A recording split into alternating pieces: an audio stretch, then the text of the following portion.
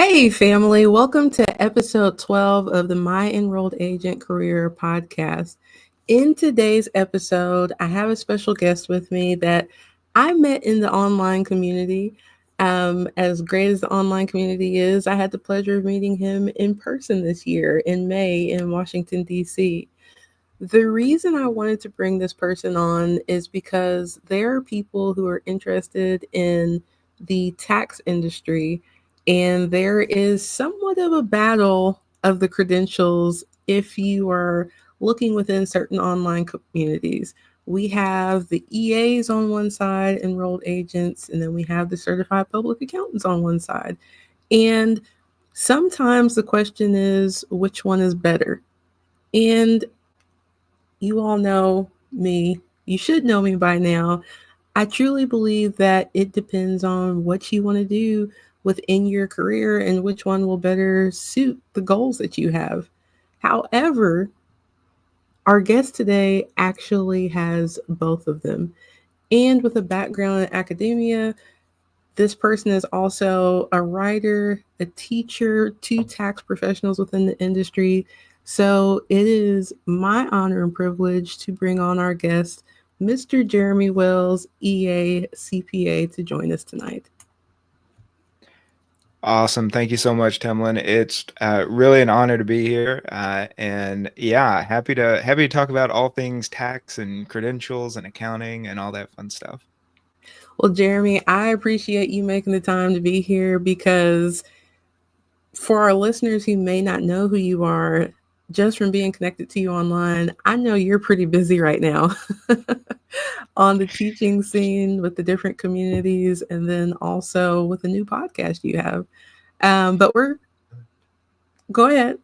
Yeah, well, no, I was just gonna say thank you for plugging that. No, the education part, it was my prior career before I came into accounting, so it's always been important to me, and I've been doing this just long enough, I think, to where now I can start giving back and trying to help other tax professionals trying to get into this field. So.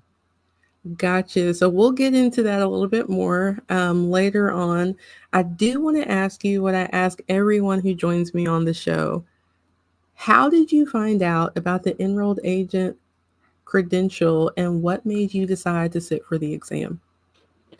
Yeah, so like I said, this is my second career. Before that, I was in academia. I got a PhD in a field completely unrelated to accounting or business, in political science, actually, and focusing on international politics. So I was teaching classes and researching topics around war and trade and those sorts of things, and working in higher education, there were incredibly rewarding aspects of that. I loved the teaching. I loved working with students. I loved the office hours and talking about career plans and what major to choose and which professors to take or not take if they wanted to learn certain things. All of that I really enjoyed, but it was the institution of higher education, academia that really got in the way. This Mm. was in the mid 20 teens, and funding for higher education was not going in the right direction. The job market had a lot of candidates. The Great Recession had a lot of effects on the economy, a lot of lasting effects. One of them was it really led to an entire generation of people thinking, hey, the job market's not looking so great. I think I'll go get an advanced degree and see if I can do something with that. And so a lot of people signed up for PhD programs. Now, I had just graduated college, so I was going straight into grad school after getting my undergraduate degree. But it timed out to where I was in a job market that just had too many candidates and not enough positions. And so I was struggling with trying to find success in academia and at the same time trying to start my family. My wife and I, we were about to have our first kid. I had a teaching job in Texas, which is about 1,000 miles away from both of our families at the time, and so it just Mm. really wasn't anywhere near where we wanted to be. And I started looking for alternatives, and one of the things that popped up was accounting.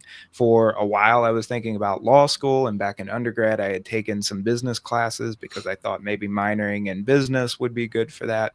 I ended up dropping that when I decided to go to grad school instead. But I went back, and the university I was teaching at had a pretty decent accounting program. And at the same time, I started reaching out online and in person locally to accountants. Now, I started doing this in the spring of 2017. So this was February, March, and I started reaching out to local CPAs.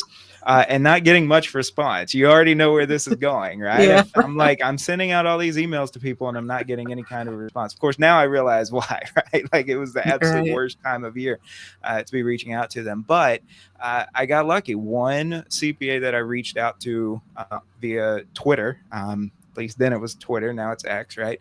I still call it Twitter. Uh, he actually got back to me, and we spent the next couple months DMing back and forth, talking about it. Over the summer, we had about a 90-minute phone call, and on that call is when he said, "Okay, look, if you're serious about this accounting and tax thing, I can help you with that.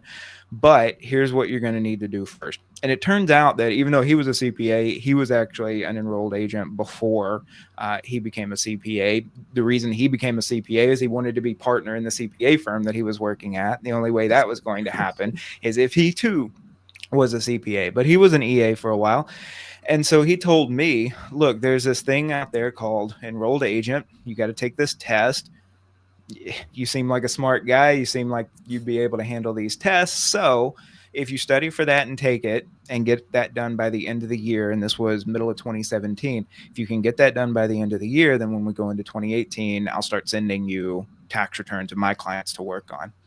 I held up my end of the bargain. I ended up passing the three parts before. I think I passed the third part right around the holidays, and so that next year, going into 2018, he and I worked out an arrangement where I was working as an independent contractor under him, but I started prepping returns. That was the first time.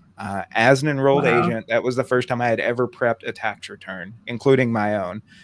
An aunt of mine, she moonlit for H&R Block in my hometown, and she always took care of my tax returns. So yeah, no experience in business, no experience in tax, and I was an enrolled agent, and I was, just starting from scratch. So that to me always is where I go back to when I'm talking to people thinking about getting into accounting or tax. That's always my first recommendation: is try to find a mentor, try to find someone who is willing to take you under their wing, show you the ropes. You wind up after a couple years, I realized there are some things about his business model that don't quite work for me, things I would do a little bit Mhm. differently. But having that direct one-on-one relationship and being able to see those things and being able to adapt his business model, but then also having a little bit of freedom to tweak it, to make it my own, that was truly a great experience. And I owe a lot of where I'm at now to him providing that structure for me. So yeah, that's how I got into this business. And I wouldn't change anything about it looking back. Yeah, so I didn't realize that part of your journey either. It's pretty cool. As you were talking about the time of year you were reaching out, I did start laughing because I guess it's tax season, so it's top of mind for everybody. I have people reach out then too, and I'm like, I still like have a firm too, so I can't get with you now. If you're But not in this business, you're just oblivious to it, yeah, you right? don't get It it. doesn't make any sense to you. And it's funny because I was reaching out to anybody and everybody, local, city, county, that had that CPA credential, because this was before I knew what an EA was. I thought CPA and accountant were the same thing, and the only CPAs that were getting back to me were those who worked in government. And I was thinking, as somebody with political science background, I've always had felt like I had a bit of a calling to public service. I was teaching in higher education. So, I met with our city finance director. I met with the county finance director. I Oh was wow. very close to going into government finance. And when I had that call with my mentor, one of the things we talked about was, yeah, I'm trying to decide between, government finance or maybe tax and small business accounting. And he said, I'm going to stop you right there. If you're not sure of which direction you want to go, then I'm not the guy for you. But if you're sure you want to do tax and small business accounting, I'm your guy. And that was about 45 minutes into this phone call. And I just had a moment there where I said, you know what? I kind of like talking to this guy. Like he's, I'm liking what he's saying. It sounds good to me. And so at that point is when I decided, yep, I'm going to do tax and small business accounting. And it just came down to that split second decision. And so, you never know. It's a bit of serendipity. You never know where those conversations are going to go. But again, that's why I really push people thinking about this field to start seeking out a mentor, start searching for people that you think are doing what you want to do, and just go have conversations with them and see if any of that seems interesting to you. You never know where that conversation is going to lead you. Yeah, and I can appreciate your tenacity because there are so many people who be like, "Well, I reached out and nobody wants to help me." It's like, okay, who'd you reach out to? And they name two people.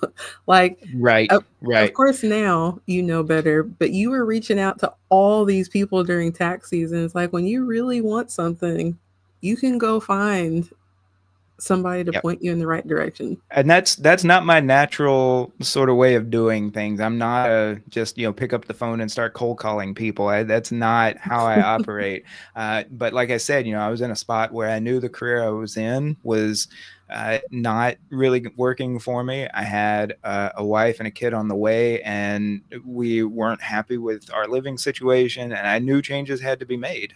And so Mhm. I really said, this is what I want to do. I'm not sure how I want to do it, but I know this is what I want to do. And so, yeah, I just cast a wide net and I tried to talk to as many people in this profession as I could.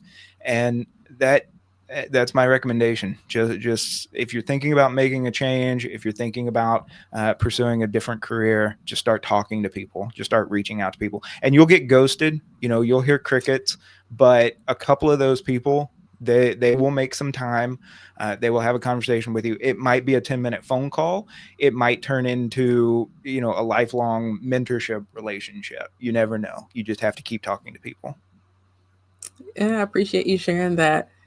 With the relationship that you and your mentor had, um, so you're working under him, but as a sole proprietor, as a contractor. So we know for IRS purposes, you're filing your own Schedule C, like you are a business in their eyes. But for you, when did you feel comfortable enough to go start finding your own clients? Yeah. And that was the interesting thing about that relationship. And it was a bit risky on both his part and my part, but at the time it made sense. So the way we did it was he was operating solo, just himself. He had a virtual assistant that was effectively running the administrative side of his firm, but he was the only actual accountant in his firm. He was solo, Uh-huh. and he had pretty much maxed out on his client roster in terms of capacity. He knew he didn't want to take on too many more clients, but he had a decent funnel, and some good prospective clients. So the way we worked it out is, like I said, I started preparing some of his clients' returns. And of course, he was reviewing them. He was ultimately the preparer on those returns. But at the same time, he was forwarding some of those prospective clients to me. And so before I even really knew what I was doing, I was doing discovery calls. I was setting prices for the services that I was going to offer. Now, I borrowed at first, lock, stock, and barrel, his business model, even to the Yeah. point of I was using a version of his engagement letter that had been, rewritten for my firm. I was practically offering the same services, priced just a little bit lower, right? I was the slightly more affordable version of what he was doing, basically. Just like a slightly more affordable clone of his firm is what I had. Operated that way. His firm handled the administrative part of it, the billing, the getting the signatures on tax returns, all of that sort of stuff. And the way we arranged that was I essentially got the net of what my clients were paying my firm. His firm and then his admin took a cut from the top, and then I got the net deposited to me, and we operated pretty well that way for about a couple years. And then after I would say about 18 months, I was starting to get pretty confident, like I said, about some of the things of his business model that didn't quite work for me, some of Mm-hmm. the things that I wanted to try in my own firm that were a bit different from what he was doing. For example, he did no bookkeeping in his firm. He only did tax prep and tax advisory. I wanted to start doing bookkeeping. I had no experience doing that. I wanted to, learn that side of it, right? Not always rely on the clients doing their own bookkeeping, or having to recommend them to a third party bookkeeper. I had a few clients where I thought, I want to try bookkeeping and figure this out. So after about 2 years, so that started January of 2018. By about the holidays of 2019, I decided, all right, I think I'm ready. I'm gonna do this on my own. He and I had a conversation about it. He was good with it. He felt similarly, and so I just at that point went independent. Now he's still my mentor, but the service he was giving to me in terms of reviewing the returns I was preparing and helping me work through difficult client situations, he pulled back on that a lot. Right, there's a cost to going independent, and if you've worked Mm-hmm. for a firm and then left that firm to start your own thing, you know what that's like. But we still have a good relationship. We still chat pretty often, but uh, so I needed to figure out how to run an accounting firm now. I set up my own billing system. I started using back then it was Practice Ignition. Now it's just Ignition. I signed up for that. I signed up for a practice manager. It was Carbon at the time is what I was Oh, using. And I just started kind of figuring it all out. And that was November and December of 2019, and then we all know what happened a few months later. The pandemic right. started, and so that was kind of a wild ride, right? I'm kind of riding this high for a couple months of I got my own firm, I'm doing my own thing now, and then the Boom. all of a sudden we think the world's falling apart, right? So that was fun. That was a fun period, but yeah, it ended up being a little bit of the silver lining to the pandemic was it forced a lot of people to work from home, start side gigs, start their independent hustles, that sort of thing. And at the time, that was my niche. I was working with solo, content creators, business coaches, all that sort of stuff. And those people, their businesses started thriving. During the pandemic, right, when it was all work from home, when we were, all under quarantines, those sorts of things. And so my firm actually I mean it pretty much doubled the first couple of years of the pandemic, each year. And yeah, things started to stabilize, of course, once a lot of those restrictions were lifted. But it was a pretty wild ride, those first couple of years of being independent firm owner. Gotcha. I was going to ask you, were you already working virtually? But if you're working with content creators and business coaches, you probably were. I had a similar experience in 2020 because I was one of the few firms in the area here in Kentucky that worked virtually. So people just weren't prepared and didn't know how to shift to that. Because of those restrictions, that's also when we started seeing a lot more online communities for accountants Mm. popping up. So this was when, for example, Jason Stats started Realize, a community just for accountants. And, we've had Facebook groups for, tax professionals to ask questions, discuss that sort of thing. But, once the pandemic hit, there was a real surge in interest in that sort of thing. And yeah, I watched a lot of firm owners struggle with that transition away Yeah. from being a brick and mortar. We meet with all of our clients in person. They drop off their documents in person. We deliver the return to them in person. All of this, and now all of a sudden everyone's asking, how do we do this without any face-to-face contact? And I had already been running my firm that way for the last 3 years. That wasn't an issue for me, and I think that appealed to a certain demographic of clients that were looking for accounting firms to work with that were already used to operating that way, that weren't also trying to figure out how to run a tax season without physical drop-offs, without Mhm. hand delivering the return, that sort of thing. But yeah, that was an interesting period to go through. Yeah, when you mention things stabilizing, I'm going to point out something that our listeners may not realize. So you passed the EA exam 2017. Your first busy season is 2018. So that means you were doing 2017 returns. So you had 1 year of pre TCJA, the Tax I Cut and Yeah, Job Act season. Then you had to learn everything over again the next year. I think And I had I think I had 2 or 3 months before they changed the special enrollment exam, before they incorporated all the changes from TCJA. So I think I was in probably like the last cohort of people to take the pre TCJA special enrollment exam.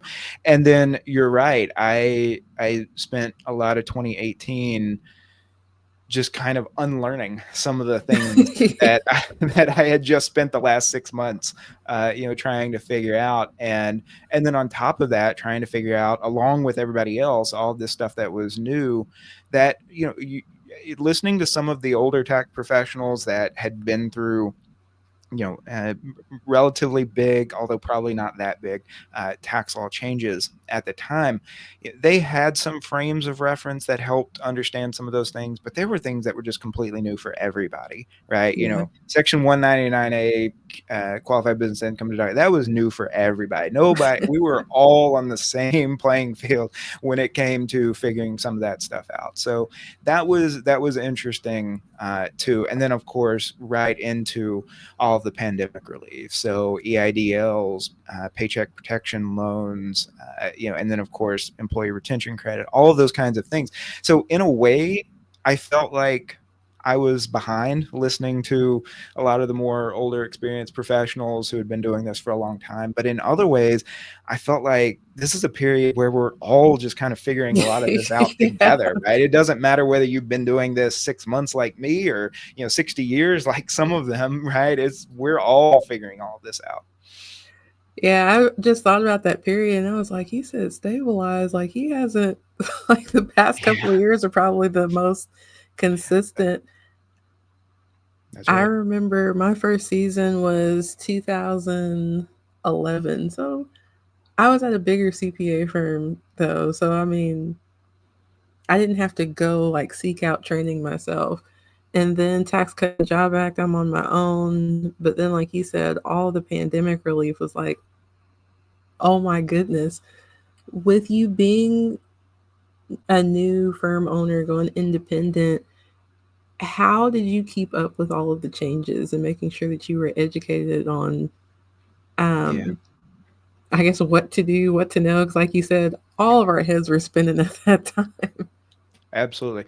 Like I said, this the online communities, because I was a virtual firm, because I was solo, they were uh, important. I remember spending a lot of time in some of the Facebook tax pro groups, and you know again, this was, in 2020, 2021, in a lot of ways, we were kind of all on the same playing field. So there were Mhm.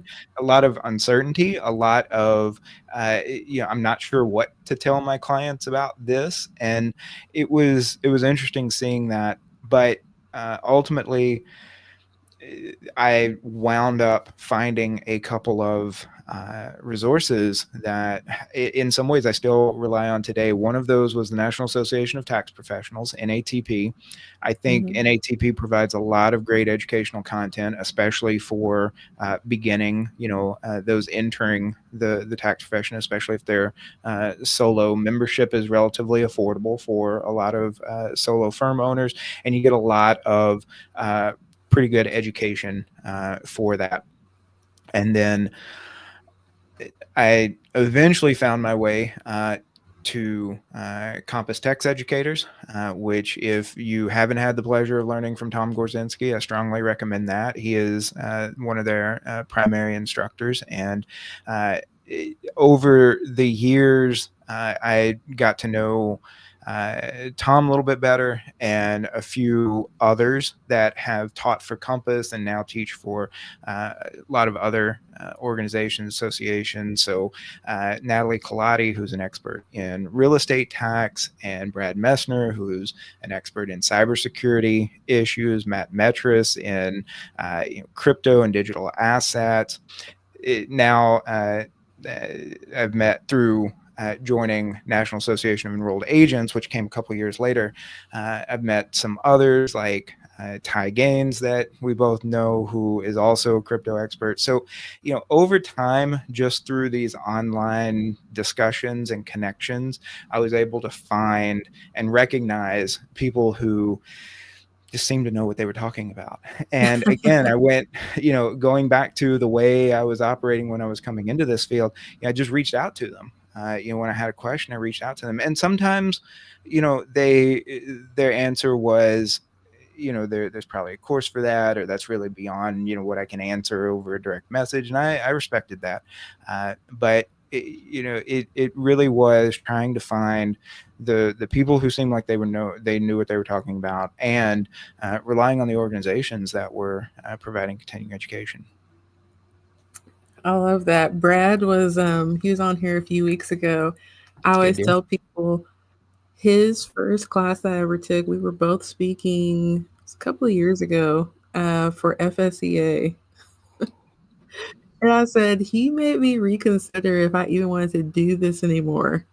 Talking about like all of the risk of like cyber attacks and that kind of thing. But yeah, I really like Brad. I appreciate him being here too. Right now, not quite as big as I don't predict it to be. Um, Tax Cut and Job Act, and then all of the COVID stuff back to back. We're dealing with the One Big Beautiful Bill Mm-hmm. Act, and it has been less than a week, and I already see people posting stuff, and Yeah. Yep. Yep. And a lot of it is uh, on a range somewhere between slightly misreading things all the way to full blown misinterpretation. And that's the unfortunate part of relying on the internet for the education, for the keeping up with changes, with interacting with other tax professionals. And that's where you just have to pick and choose and start to recognize, like I said, these are the people who seem like they know what they're talking about, mhm, versus these are the people who do a good job acting like they know what they talk about, know what they're talking about, but they really don't, right? And some of that too is their their resumes, right? You have to look at, who is just posting this stuff online. First of all, anonymous accounts, I just ignore anonymous accounts. yeah, Right or wrong, whether the information they're putting out, right or wrong, I don't care. And it's unfortunate. I've even seen some organizations starting to turn to where they're anonymizing what they're putting out in terms of their publications or the information, that sort of stuff. And I want to know specifically who is the individual that wrote up the summary of tax law changes. Who is the individual that wrote up this article explaining this concept? Because, I want to be able to put that individual's name into a search engine and see, what organizations have they taught for, what continuing education providers have they taught classes for, are they teaching just intro level courses on a whole range of topics, or do they seem to have developed an expertise and they're teaching intensive courses on a few select topics, right? mhm. And that is the way I start to evaluate who I'm choosing to learn and get my information from. Is do these people, are they actually, and I think it's the same, or hopefully it's the same way, maybe not, but hopefully it's the same way some of our more discerning clients are choosing the tax professionals they want to work with, right? Is this some fly by night, tax prep shop around the corner, or is this someone who really seems to care about me, my profession, my industry? They know what I need, what my small business needs, that sort of thing. And I try to look at, the people that I'm learning from the same way. That's really good advice. And I think like social media, the internet is great until it's not. Mhm. Like you said, doing that evaluation to consider the source, because sometimes people get attracted to the bright and shiny and the likes and what's popular and what's been shared. And that, just for the sake of not making a universal statement, I will say is 99% not what you should be focused on when it comes to learning and interpreting tax law. Um, Absolutely. I never understood that either, like the summaries being anonymized or put Yeah. as anonymous because, and you probably get this too as a content creator and a writer and an academia background. Like, I want the credit for the article I wrote. Right. If I'm doing the hard work of summarizing an 800 page set of tax law changes, I'm going to put my name on that. I want people to know Yeah. that I'm the one creating that. But it just depends on you know a couple of things, right? Like I said, is the organization credible? If I'm looking at a private company that is trying to either sell the CPE to me, just one class at a time, or are they uh, offering me a bunch of free CPE, but then a lot of that is sponsored by some software provider or some vendor or something, and so now my email address that I use to register for that is going to go on their marketing campaign list, right? I'm going to think differently about that provider versus an organization that is known for providing quality education, that is known for vetting their instructors and their teachers, and that sort of thing. So just be careful. You get what you pay for. And like Thank you. anything, I don't like anything. I don't want to spend more than I have to. Yeah. My as a firm owner, and my wife is the first one to always remind me of this, is that every dollar I spend on something that I think is important is a dollar that I don't have for my family anymore, right? Unless I go earn that money back somehow. So I have to be careful about the ways my business, my firm is spending money, and continuing education is one of those expense lines, right? That I've got to be careful about that. So I can't be wasteful, but at the same time, you get what you pay for, and free CPE is not free. Somebody is getting something out of that deal on the other side. And whether that's my email going into a marketing database, or I'm just getting really low quality, unvetted, unreviewed material, that was kind of hastily thrown together. I get really nervous when we have big tax law changes. We saw this after Tax Cuts and Jobs Act. We saw this after some of the pandemic relief. We're seeing that again now. When we still have legislation that is in bill status, it hasn't been passed by both houses, right? It hasn't been presented to the president for signature yet. And we've already got people that are offering CPE, that are already offering, webinars and this sort of stuff on things that are still just bills. Uh, that's problematic, right? We need to slow down a little bit and really, yeah, it's annoying to have to wait maybe 2 weeks after the passage and the signing of a bill to take some CPE on it. We want to understand the changes. We want our clients to understand the changes. We're getting questions from them. We want to be able to answer those questions. But at the same time, we want to base those responses and that information we're sending to our clients based on a good, solid understanding of what's been passed. And when you're talking about 800 pages of new legislation, it's Yeah. going to take a little while to do that. I will say this is the first major piece of tax law legislation that we've had since the rise of artificial intelligence, AI, right? That's now That's what I widely was going to bring available. up too. Yeah. And so what we immediately saw was, okay, we have the draft of this, it's passed both houses, feed it into your AI, of choice, and then boom, there you go.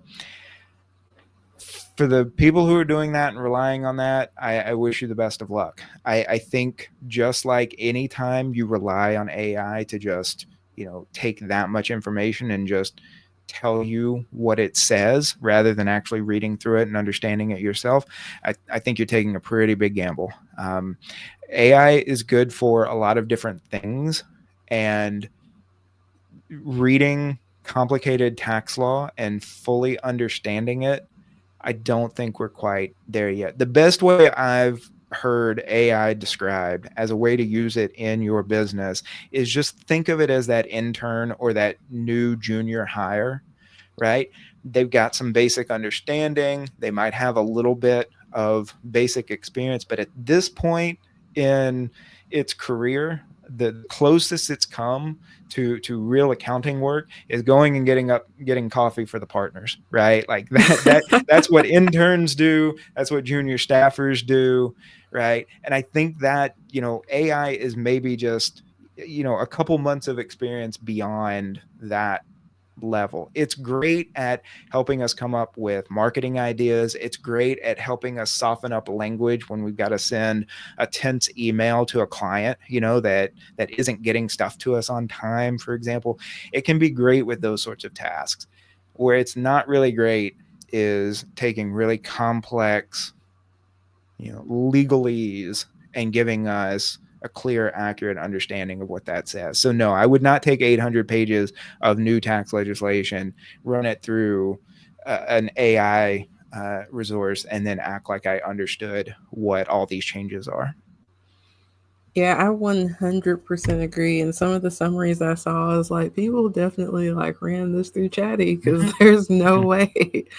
Um, And you see that a lot, right? The big thing now is M dashes mean it must have been written by AI. I use M dashes in my writing. I don't think that's true, but you can tell, right? You can just tell the tone is different, the phrasing is mhm. different, and you can tell when it's just somebody just copied and pasted this out of AI and acted like they had written it up. And that's unfortunate, but it's going to Yeah. happen.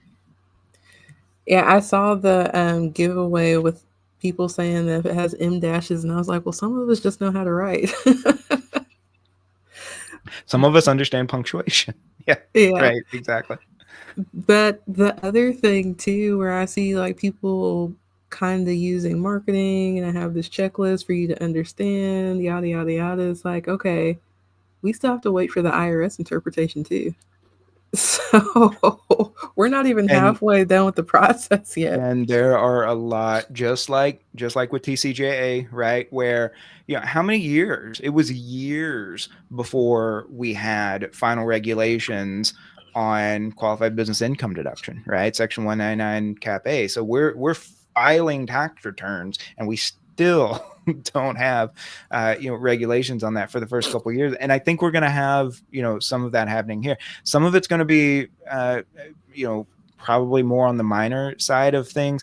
One of the things I'm seeing discussed now is deductible car loan interest. And so, what do we actually mean by personal use of a vehicle? Can we allocate some of that interest to business use of a personal vehicle, because the actual law itself doesn't say much on that? So we're going to need some guidance from Treasury on this.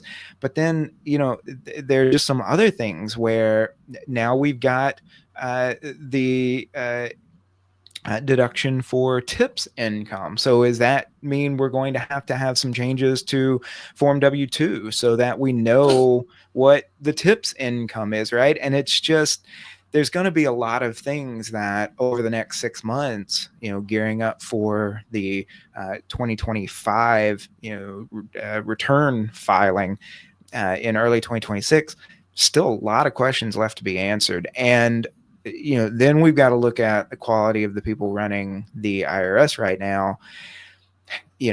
I've heard Danny Werfel, the former IRS commissioner, speak a few times since he left office. We heard him speak in Washington, D.C. when we were there for the Mhm. fly-in. I think uh, I haven't been doing this that long. He's really the only IRS commissioner I've known and paid attention to since I've been in this profession. But I think we're going to miss some of the ideas that he had, some of the ways of running that agency that he had. But we're just going to have to see with the new commissioner how IRS is going to handle all of these tax law changes and the challenges that IRS is still facing, right? That a lot of those challenges that IRS was facing during the pandemic, a lot of those haven't gone away yet. So it's going to be interesting to see how this next 6 to 12 months plays out. Yeah, God bless us all, right? Absolutely. So we talked about reliable education resources and kind of vetting people online, which takes me to your new piece of content that we're going to see regularly, which you are partnered, I believe, with Earmark. So this is something where people can get CE, CPE. Correct. So you have a new podcast, Tax in Action. Will you tell us a little bit about that? Yeah, absolutely. So, Blake Oliver and David Leary, the two founders of Earmark, if you listen to podcasts and you're in the accounting or tax spaces, you have probably heard of the accounting podcast. Used to be the Cloud Accounting podcast. Now it's the accounting podcast. But those two, a couple of years ago now, it started a company. It's an app called Earmark, where you can listen to podcasts and just like with normal, do it on your own CE or CPE, you take a quiz, if you answer a few questions correctly, and you earn your continuing education, or for IRS for enrolled agents, or your CPE for CPAs, and you can earn your education that way. About a year ago, I was talking with Blake, and he mentioned that one of the most common requests they were getting was for more technical tax content. There were already a couple of tax focused shows, but they tended to focus more on either practice management issues, or those sorts of topics. Running a tax firm in the 21st century, these kinds of things, which are great. It's just, if you've ever been involved in providing continuing education, whether through an organization or something like that, or as an instructor, that IRS is pretty strict in terms of what qualifies for Mm-hmm. continuing education credit or not. And so we knew it had to be that if Earmark was going to provide CE eligible content, it was going to have to be within the IRS's definition of what's eligible for CE. So he put it out there to me. He said, if you want to head this up, then we can make that happen. So I spent a few months trying to figure out what that would look like. We negotiated a little bit, and earlier this year, here in 2025, we started recording, and it's a new episode every 2 weeks, 50 to 60 minutes. So it's one CE or CPE if you're a CPA. And I just sort of do a deep dive on a topic. And I've gotten a couple of idea requests. I've mostly been making it up. If you're listening to this and you've got an idea, feel free to send that to me. I'm always looking for new ideas to cover. I can tell you a couple of the topics that I've already talked about that seem to be pretty popular. One of them is S corporations. Everybody loves talking about S corporations.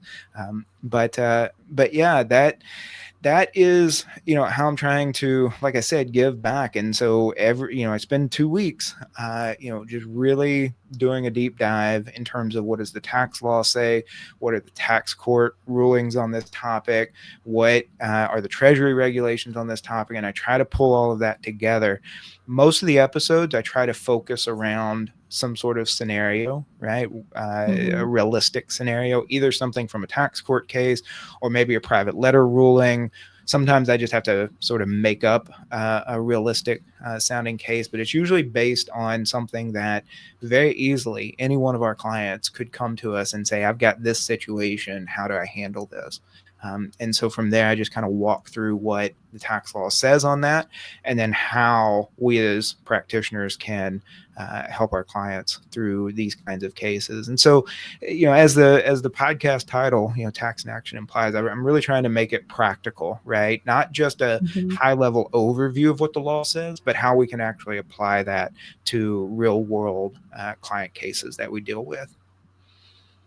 That's awesome and a great resource. Especially we have more people going solo, just having a resource Mhm. of like realistic things. And I will point out, because I've done something with Earmark before, we'll have the podcast linked below. So you can listen to it on Spotify, but you have to listen to it through the Earmark app in order to get your CE. So That's don't think correct. you're going to Yeah. automatically get it by listening to it anywhere. You're welcome to just listen to the podcast.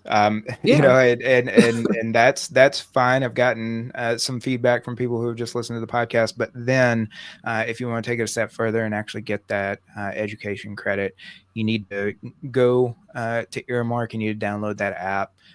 You do need to subscribe with them, of course.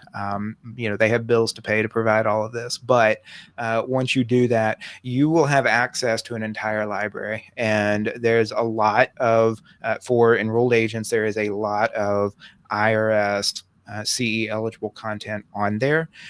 Now, their market is just accounting broadly. So there's also a lot of content there that is CPE eligible for CPAs, may not necessarily be CE eligible for EAs, but there are filters. And so you can Mhm. filter that library just to the content that is CE eligible, and then just scroll through that and see what you want to take. And like I say, most of it is 1 hour chunks. So you put your headphones in, you listen to that podcast. I listen to podcasts at 1.5x. Oh, wow.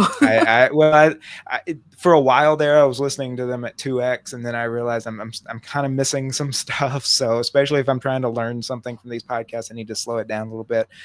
But yeah, I listen to them at 1.5x, so I can usually get through a 50 to 60 minute episode in about 30-35 minutes. Take the quiz, so in under an hour, I've gotten my hour of CPE, which honestly is better than having to travel to somewhere, sit in a ballroom. If I'm just trying to get some quick CPE, maybe I'm coming up on the end of the year and I need to get a couple more hours. It's a great way to get those last minute CPE items in store. Or if you're traveling and you're going to be in the car for a while, or you're going to be on a plane for a while, it's a great way to just knock out a couple hours of CPE while you're not really able to do much work anyway. So I realized I misheard you when you said 1.5. I thought you said 5x. That's why I said, No, "Oh, no, no. wow." I was like, 1.5x. 1.5x. Yeah, yeah, yeah. it's like you're I don't think you're retaining anything, Jeremy. Yeah. And it's funny because sometimes I will hear something in a podcast that I'm listening to, not necessarily in accounting, when I listen to a lot of different podcasts, but I'll hear something that I think is interesting. My wife will want to hear, and I'll start playing it for her, and I'll forget that I've got it sped up, and I'll just see her eyes get real big because she doesn't listen to podcasts. She's not used to that. And so to her, it sounds cartoonish, right? Yeah. But I've listened to it that way for so long, it just gets normal to me. And then some of these people that the only way I know them is through podcasts, and then I'll hear them speaking in real life, and it just sounds so slow. Like it almost sounds like they've had one drink too many. Like their speech sounds slurred to me because it's so slow compared to what I'm used to hearing them at. But yeah, anyway, I love podcasts. I've been listening to them for a long time. Earmark is a great service, making that a way to like I say, knock out some CE, and uh, being able to provide this show and provide a little bit of some technical tax content, but in a practical way that we can apply to real world client cases. I'm really having fun with it. I think I just recorded the 10th episode, and Awesome. I'm on contract to do at least 10 more, and hopefully a lot more after that. So as long as people keep listening, and people keep going to Earmark to get their CE credits for it, I'm going to keep making those episodes. That's awesome. Being a stats and facts person and having podcasts, congratulations, because a lot of people don't make it to episode 10. So that's huge. Absolutely. Absolutely. One thing I haven't asked yet, and I can't believe we got this far and I didn't. What made you decide to take the CPA exam after becoming an EA? Yeah, so this is something that I've gotten asked a lot. In fact, I was an EA before I even knew what accounting was, really. But uh, I did that for a few years, and I worked with a couple of different uh, firm owners. Both of them were CPAs. Both of them had been EAs uh, before they became CPAs. In fact, they're two completely different people, completely unrelated, yet they both had a very similar background in that they became EAs. They were working in firms that, in order to become partner in those CPA firms, they needed to be a CPA. So they got the CPA license, and then they let the EA lapse once they were CPAs. And both of them, along with a couple other people, told me, "You're an EA. You do tax. Your clients don't care about whether you're a CPA or not. The market as a whole really doesn't care. You know what you know. You can do what you can do. It's really not necessary. Why worry about that? Why spend the money and the time and the energy and the stress of going through that process?" And I think all of that was valid. I I remember at this point I was only 2 or 3 years into working in accounting, and I still wasn't sure, is this really what I want to do? And Mm, they are two very different credentials. And I will try to clarify this whenever I see it being discussed online, especially the general public, and I think some accountants also just tend to equate CPA with tax person, right? yeah. And we know that is not true. In fact, I frequently remind people I'm talking to online or in person, and unfortunately a significant number of actual accounting professionals, that hey, that CPA license, it doesn't have anything to do with tax. Yeah, you take some classes as part of the education requirement on tax related topics. Yeah, there are a few questions in one part of that 4-part exam on tax, but it's not a license to do anything related to tax. Now, if you're a CPA, you're considered enrolled by the IRS and all that sort of stuff. But really, it's a license to provide to do assurance work. The Hmm. license itself, if you strip it down to what is the one thing a CPA can do that anybody else that is not a CPA can't do, that one thing is provide assurance work, is to do audit work, right? Is to say these financial statements are, somewhat reliable, at least, right? So if Somewhat. that's what the license is actually about, right? If that's what that license lets you do as a CPA, then I think over the years and decades, AICPA has done a really good job, and CPAs in general have done a really good job of convincing the general public that CPA means tax pro, right? Tax expert. And so I think there's just a practical side to it where if you are trying to market yourself to the general public, or unfortunately, and like these couple of individuals I was discussing before, they wanted to advance in their careers, and in the firms they worked in, the only way to do that was to become a CPA. Even though they were never going to do audit and assurance work, that was a necessary requirement for them. So I was looking at that sort of stuff. I didn't know if I was always going to be solo. Maybe someday I do want to go work for a bigger firm.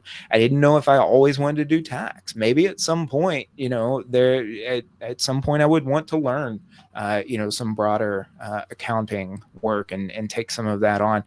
And at the end of the day, there's also, we're just talking about working for accounting firms. There are a lot of accountants who don't work for accounting firms. They work for Hmm. corporations, or they work for nonprofits, or they work in academia, right?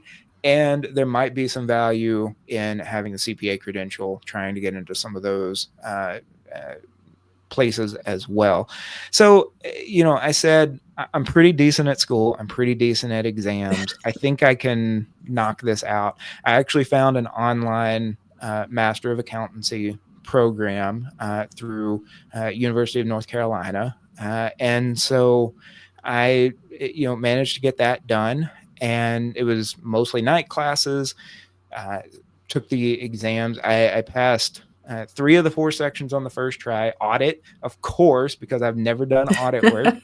Audit was the one section I ended up having to take it 3 times. I passed it on the third try. But overall, I would say it's rewarding. There are some things about accounting that I appreciate knowing through the process of the education and studying for the exam, that sort of stuff.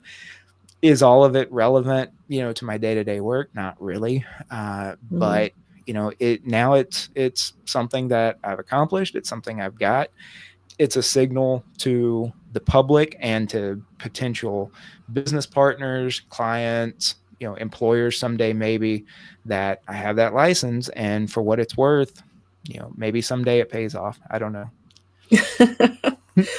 It's very well, to me, it's a very valid reason to get it, especially with you bringing up the academia. That was one at the school I went to. They pushed the CPA exam, took off full semester my junior year, work at a big accounting firm, had the 150 plus hours, and I was like, that exam has nothing to do with what I want to actually do, though. Yeah, absolutely. Yeah, but Absolutely. now being in a position where they ask you to come back and teach, and it's like, well, you didn't go ahead and get your master's and you're not a CPA. And I'm like, well, if you would have told me that back then, maybe I would Yep. have sat for the exam. But I have it on my to-do list, and I like the way that they have it more focused now, the Yes. CPA exam. So So again, just like I took the special enrollment exam right before they changed it for TCJA. I think it was about, let me see. So 2022 is when I got the license. So 2021 is when I was taking the exams. And I'm pretty sure in the last year or two is when they changed to the new format of the yeah, CPA exam. So yeah, I was in that last couple years of people that had to take the old 4 part. And even then, once you do that, you'll still have the older CPAs come back and say, well, I remember when you had to take them all in person and all on the same day and that sort of stuff. So we've all got our stories, we've all got our different takes on this. But yeah, and you mentioned the credential. uh you know it's unfortunate, and especially in some of these online communities, you'll get some people who will say that uh, there is a there's some sort of superiority in one of these licenses. I've never bought into any of that. I didn't get and there are a lot of false analogies too that will make it sound like the CPA license is somehow superior to the EA license. I don't buy into any of that at all. I don't believe it at all.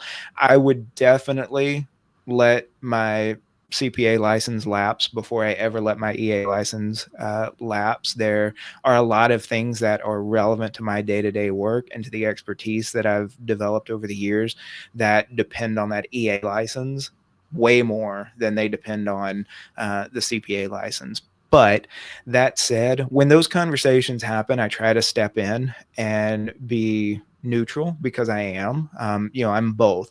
And there are some benefits I get from being an EA. There are some benefits I get from being a CPA. And I don't feel like one of them is any better or different. They're just different. They're just different licenses. yeah, One of them is a federal license to represent taxpayers. The other one is a state license that says I understand how accounting works. That's all they are. yep. And like you said, CPAs are enrolled before the IRS. So as far as the IRS is concerned, we're all on the same playing field. It's Exactly. all level. Exactly. Yep, for sure. And I learn, I've learned way more from practitioners who are enrolled agents and who are proud to be enrolled agents and have never once worried about becoming a CPA or whether they should get that license or not.